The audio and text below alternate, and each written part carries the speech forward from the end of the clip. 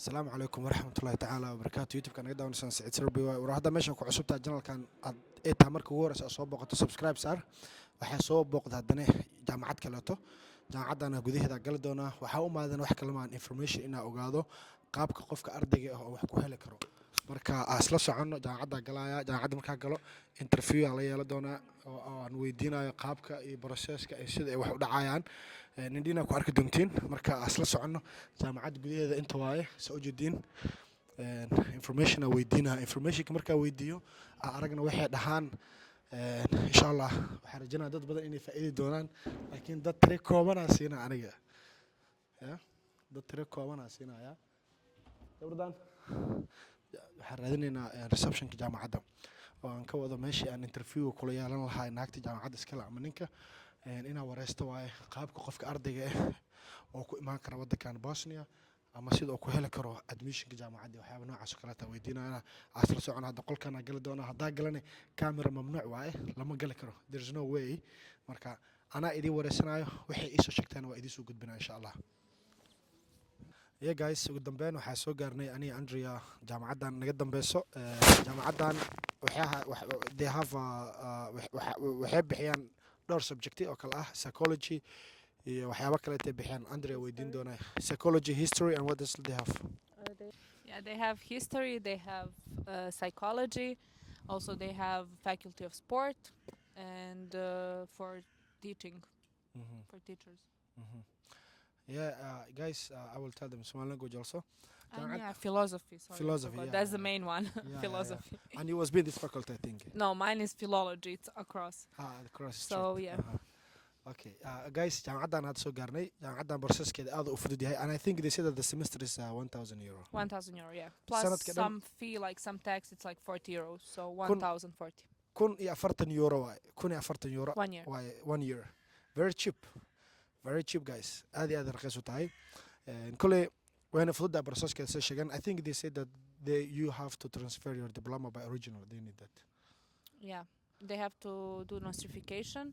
And then if everything is okay, if diploma is valid, then there is like entry test. And if he fails, he cannot start the faculty, I guess. But if you pass, you can. Hadda in testing aku dhacdo waa ku deesi.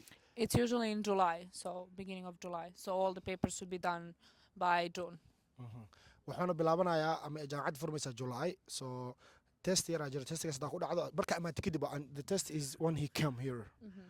So marka imaatay la testiga hadda ku dhacday xitaa hore u sii baxday ku taala inta soo ay kaftar laakiin bixitaan ma jiro waxaan ugu ceebeynaa magaalada anyway jaamacadan waxa u tagay waxay taa adika dartiin waaye maadaama ay Soomaali badan xiiseynayso ama ay doonayso inay wax ka barto Bosnia hadii jiraan dad wanaagsan oo inay wax bartaan rabaan jaamacadan ha loo yimaado hal soo booqdo admissionkeeda aad u fudud yahay processka dhan waxay ii sheegeen inuu qaadanayo waqti kooban oo aad u yar oo dhib badnayn marka cidi doonaysa ama cidi xiiseynayso waxa waaye waxay fiiri karaan qaybta commentiga let's cross here bawra soo socdo cidi doonaysa ama cidi xiiseynayso waxay sameyn karaan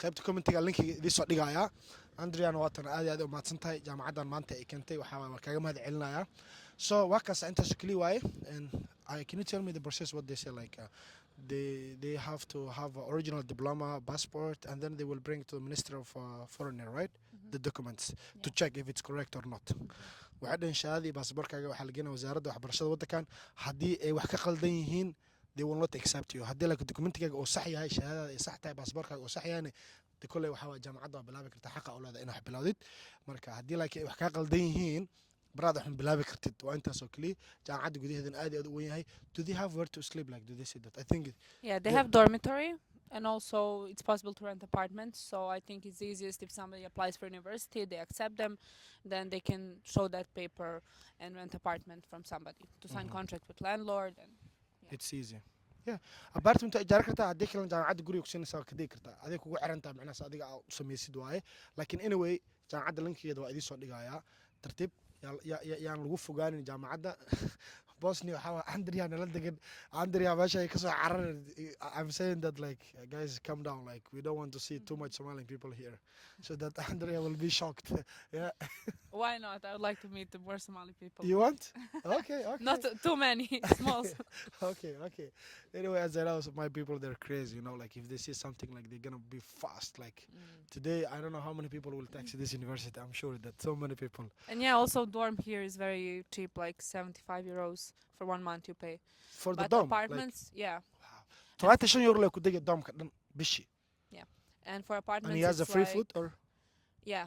If you get the student card, you have something called mensa, like a restaurant, and then and you eat can there. eat for free Yeah. wow that's good But apartments are also like pretty cheap. You can find for like 200, 250 euros some very good apartment. So and that's like $260 when I tell them in dollar yeah it's not that much expensive anyway Banuluka this city where I am now it's called Banuluka it's not that much expensive waxaa waay aad iyo aad raqiis u tahay waxay boqolkiiba boqol ay ka raqiisan tahay Belgrade Bukolki. 100% I say that it's cheaper than Belgrade 100% Yeah. Belgrade is like more double like 300-400 Double, yeah. like and here is like very cheap so jaamacadana waatana hadda waxaa tegaynaa one more university then hospital oo noo dhiman one more hospital and one more university that's it Yes. wixii su'aalka qofkii su'aalka qaban commentiga uu soo wadaagi karaa jaamacadda waatana ciddi fahmi weysa ama ku wareertaa commentiga way naga soo qaban kartaa Andrea weydiinaa ayada idin fahansiinayso maadaama aniga naftirkeyga waxaan ku wareersanahay ana fahmaynin laakiin sida aniga aan u wareysanayo waxay ahayd si clean ah wixii aan u baahnayna waa ka helay so in information kale u baahataan comment way soo wadaagi kartaan ama lambarkayga waa haysiin TikTok oo saaran yahay soo waca Andrea dhab soo leeyahay ayada weydiinaya ayada hore idinkaga sharaxayso stay update guys waa baxayna hadda jaamacad kale tagayna sidaas iyo nabadgelyo bye bye do you want to say something Bye bye. see you soon guys Somalian people See here you right soon.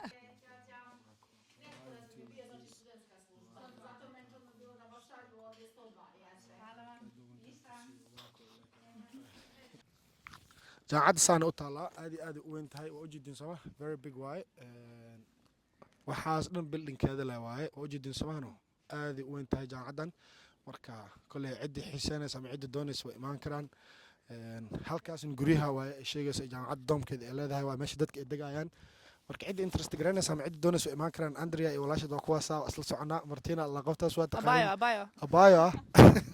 okay so odayga gaarigiisa xagga u yaalaa waa baxaynaa dirtaan waxaa aadaynaa jaamacad kaleeta noo dhiman jaamacad kaleeta tagaynaa iyo hal isbitaal oo noo dhiman ma fahanteen jaamacadda baarkinkeeda waxaan aad iyo aad u weyn yahay ujeedin dhawrkayga aniga meeshaas u yaalaa waa kana gaariga sacadaa wataa waa wasaqaysan inaa dhaqa waaye so anyway guys waa sii baxaya hadda waxaa inoo ballan videoga xiga waxaa tagi doonaa jaamacad kaleeto iyo hal isbitaal ay dhiman sababtoo ah dad xanuunsan way jiraan aniga ugu xiran ama doonaya in ay isbitaalada wadankan ay soo booqdaan ama ay caafimaad u yimaadaan jira ayagana waxaan rabaa inaan tixgeliyo codsigooda maadaama aan ku suganahay hadirtaan Bosnia haddii alla idmana caawa safar ah waxaa kusii wajahnahay magaaladeedii ama gurigeygii Belgrade ama Serbia saarabta u qaado haddii alla idmo gaariga ku bixi doonaa keligaa noqonaa Andrea iga haraysaa oo qofka keligiis baxaya noqon doonaa ilaahay sinabada ay ugu ducadina soo bilaaba videogan hadda idin soo dhigayaa daawada insha Allah waxaa inoo balanay videoga xiga waxaa idin rajaynayaa Soomaaliya gul iyo gobonimo jaamacadan war hal iga keen intaas oo kaliya idin leeyahay